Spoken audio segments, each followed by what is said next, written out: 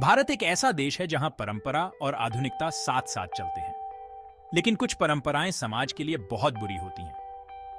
ऐसी ही एक कुप्रथा है बाल विवाह। यह कहानी है एक ऐसी ही बच्ची गीता की और राजेश नाम के एक सामाजिक कार्यकर्ता की, जो गीता की जिंदगी बदल देता है। यह कहानी बताती है कि बदलाव मुमकिन है और हर कोई इसमें मदद कर सकता है। यह कहानी हमें अंधेरे से लड़ने और एक अच्छा कल बनाने के लिए प्रेरित करती है। महाराष्ट्र के एक छोटे से गांव में, जहां समय मानो रुक गया था, गीता नाम की एक 15 साल की बच्ची रहती थी। गांव की गलियां धूल से भरी थीं और घर छोटे और टूटे फूटे थे। यहां लोग खेती करते थे, लेकिन बारिश का कोई भरोसा नहीं था। गरीबी और अज्ञानता ने यहां के लोगों को जकड़ रखा था और पुरानी रूढ़ियां अभी भी उनके जीवन पर राज करती थीं। एक दिन राजेश, जो एक सामाजिक कार्यकर्ता था, गांव में आया। वह अपने साथ एक नई उम्मीद और बदलाव की लहर लेकर आया था। वह पढ़ा लिखा था और शहर से आया था, लेकिन उसके दिल में गांव वालों के लिए बहुत प्यार और सम्मान था। गांव के लोग भी उसे देखकर खुश थे, क्योंकि वह उनकी समस्याओं को समझने और हल करने के लिए आया था। राजेश बाल विवाह के खिलाफ काम कर रहा था और उसने गीता के गांव को अपना अगला पड़ाव बनाया। वह जानता था कि यह एक कठिन लड़ाई होगी, लेकिन वह तैयार था। गांव में पहुंचते ही उसने देखा कि लोग उसे ध्यान से सुन रहे थे। उसने सोचा कि यह सही समय है कुछ बड़ा करने का।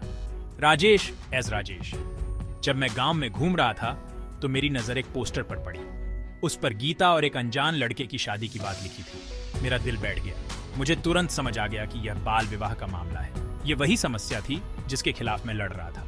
मुझे तुरंत एक योजना बनानी थी। मैंने सोचा कि कैसे इस बाल विवाह को रोका जाए और गीता को एक बेहतर भविष्य दिया जाए। राजेश फौरन गांव के मुखिया प्रधान जी के पास गया। वह जानता था कि यह बातचीत आसान नहीं होगी, लेकिन यह बहुत जरूरी थी।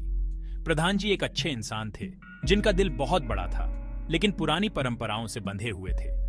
उनके लिए इन परंपराओं को छोड़ना मुश्किल था। प्रधान जी, बाल विवाह से क्या क्या नुकसान होते हैं, यह सोचा है आपने? यह प्रथा न केवल बच्चियों की जिंदगी बर्बाद करती है, बल्कि उनके सपनों को भी चूर चूर कर देती है। यह प्रथा छोटी बच्चियों की जिंदगी बर्बाद कर देती है, उन्हें पढ़ने लिखने और आगे बढ़ने से रोक देती है। वे अपने सपनों को पूरा नहीं कर पाती। राजेश ने उन्हें बाल विवाह के बुरे नतीजों के बारे में बताया। उसने प्रधान जी को समझाया कि यह प्रथा लड़कियों के भविष्य को अंधकारमय बना देती है। उसने उन्हें समझाया कि कैसे यह प्रथा लड़कियों की जिंदगी और सेहत को खराब करती है और उन्हें उनके अधिकारों से वंचित रखती है, उन्हें शिक्षा और अच्छे भविष्य से वंचित रखती है। अगर हम इस प्रथा को खत्म कर दें, तो हमारी बेटियां भी एक उज्जवल भविष्य की ओर बढ़ सकती हैं। राजेश गीता के माता पिता से भी मिला। वे बहुत गरीब थे और सोचते थे कि शादी ही उनकी बेटी की सुरक्षा का एकमात्र रास्ता है। गीता की असली ताकत उसकी पढ़ाई है।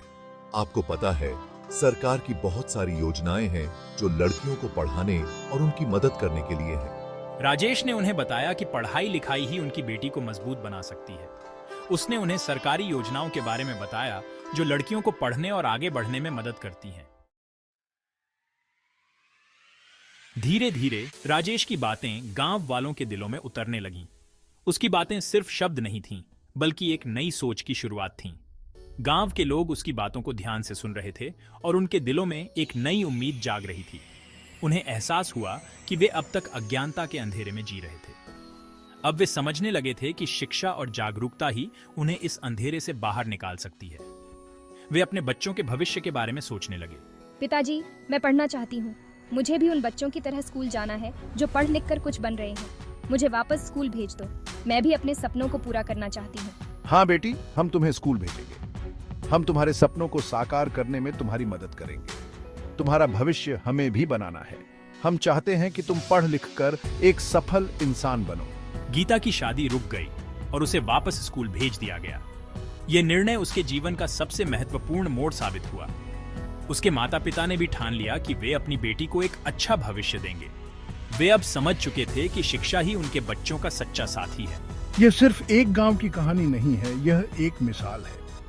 ये कहानी हमें दिखाती है कि कैसे एक छोटे से कदम से बड़ा बदलाव आ सकता है। ये कहानी हमें याद दिलाती है कि एक इंसान भी बहुत बड़ा बदलाव ला सकता है। अगर हम सब मिलकर प्रयास करें तो हम अपने समाज को बेहतर बना सकते हैं। ये कहानी हमें हिम्मत देती है कि हम भी अपने आसपास हो रहे अन्याय के खिलाफ आवाज उठाएं। हम सब मिलकर एक नई सुबह की ओर बढ़ सकते हैं। आओ